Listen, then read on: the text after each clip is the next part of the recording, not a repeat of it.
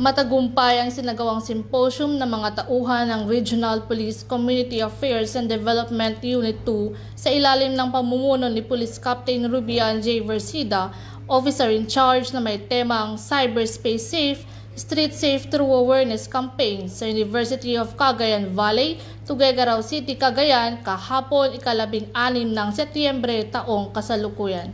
Aktibong nakilahok ang mga estudyante ng College of Criminology kasama ang kanilang mga guro at faculty staff.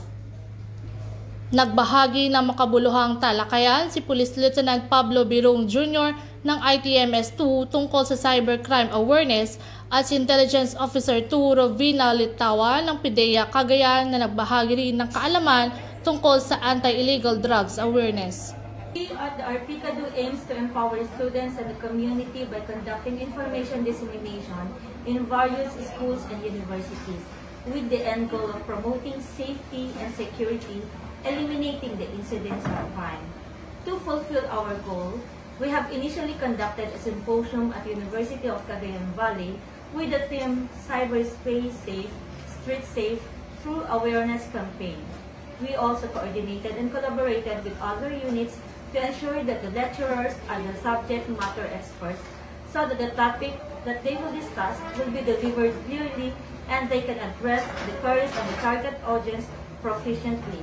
I would like to thank the lecturers who contributed in the success of the activity. This symposium was successful, thus we are looking forward to continue this kind of activity targeting other schools and universities.